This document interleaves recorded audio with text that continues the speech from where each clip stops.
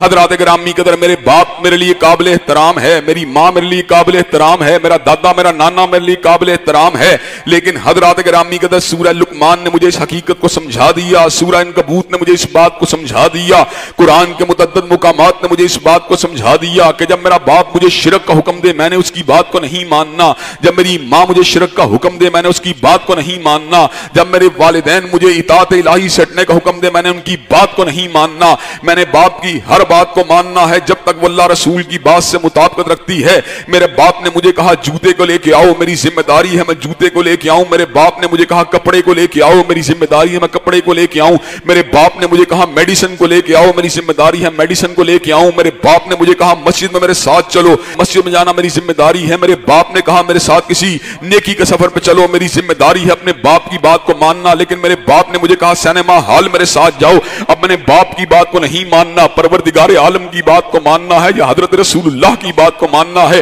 میرے باپ نے مجھے کہا داڑھی کو منڈواؤ، اب میں نے اپنے باپ کی بات کو نہیں ماننا بلکہ حضرت رسول اللہ کی بات کو ماننا ہے۔ میرے باپ نے مجھے کہا تم نے مسجد میں نہیں جانا، اب میں نے اپنے باپ کی بات کو نہیں ماننا بلکہ حضرت رسول اللہ کی بات کو ماننا ہے۔ حضرات گرامی قدر باپ واجب الاطاعت تو ہو سکتا ہے لیکن اس وقت ہوگا جب اس کی بات حضرت رسول اللہ کی بات سے مطابقت رکھے گی، جب میرے بابا کی بات حضرت رسول اللہ کی بات سے ہم آہنگ نہیں رہے گی، پھر میرے باپ کی بات جو ہے واجب الاطاعت بھی نہیں رہے گی، میرا باپ جو ہے وہ میرے لیے اس کا امر کو ماننا ضروری بھی نہیں رہے گا۔ بیٹی کا کام ماں کی حمایت کرنا، ماں کے ساتھ چلنا، ماں کے کاموں میں ساتھ دینا، ماں نے کہا ہنڈیا کو پکاؤ، بیٹی کی ذمہ داری ہنڈیا کو پکائے، ماں نے کہا میرے ساتھ جو ہے مدرسے میں چلو، بیٹی کی ذمہ داری ہے مدرسے میں چلے، ماں نے کہا بیٹی قرآن پڑھو، بیٹی کی ذمہ داری ہے قرآن مجید کو پڑھے، ماں نے کہا بیٹی چھوٹے بچوں کو پڑھاؤ، چھوٹے بچوں کو پڑھانا بیٹی کی ذمہ داری ہے۔ اب ماں جو ہے ایک نئے روپ میں سامنے آتی ہے، ماں فتنے کا شکار بن کے سامنے آتی ہے، وہی ماں جو محبت کی علامت ہے، وہی ماں جو ممتا کا عروج ہے، وہی ماں جو پیار کا عروج ہے،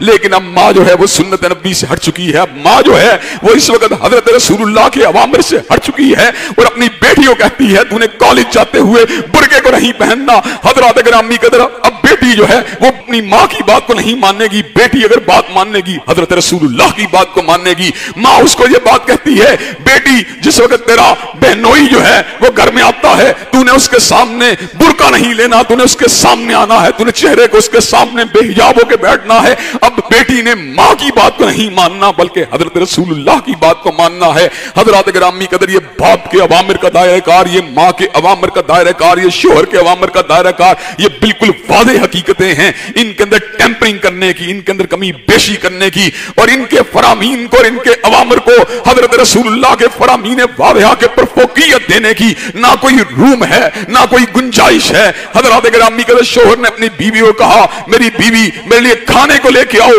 تابعدار بیوی کھانے کو لے کے آئے گی، اس نے کہا تم دعوت میں میرے ساتھ چلو فلاں جگہ میرے بھائی کے گھر، اب اس کے ساتھ جانا یہ ذمہ داری ہے، ہم ہاں کے نخرے کرنا، ہم ہاں کے ٹال مٹول سے کام لینا یہ اچھی بیویوں کا شیوا نہیں۔ بعض بیویوں نے حقوق انسانیت کی آڑ کے اندر اس حد تک جو ہے اپنے لیے اختیارات کو طلب کیا ہے کہ وہ جائز کاموں کے اندر بھی شوہر کی بات کو ماننے پہ تیار نہیں، شوہر اپنی جبلی تقاضوں کو پورا کرنا چاہتا ہے، اپنی بیوی کو بلاتا ہے، بیوی ہاں کسی بھی حال کے اندر موجود ہے، شوہر کی پکار کے پر لبیک کہنا، شوہر کی پکار کو تسلیم کرنا یہ بیوی کی ذمہ داری ہے۔ حضرات گرامی قدر لیکن اب ایک ایسا مقام آتا ہے جہاں پہ شوہر فتنے کا شکار بن کے آتا ہے، شوہر اس کے سامنے جو ہے ایک نئے روپ میں آتا ہے، اس کو نماز پڑھنے سے روکتا ہے۔ اب بیوی نے شوہر کی بات کو نہیں ماننا بلکہ بیوی نے بات اگر ماننی ہے اللہ کی ماننی ہے، حضرت رسول اللہ کی ماننی ہے۔ شوہر بیوی کو یہ بات کہتا ہے تم نے میرے بھائی کے سامنے چہرے سے اپنے پردے کو ہٹانا ہے۔ حضرات گرامی قدر بیوی نے شوہر کی بات کو نہیں ماننا بلکہ حضرت رسول اللہ کی اتباع کو کرنا ہے۔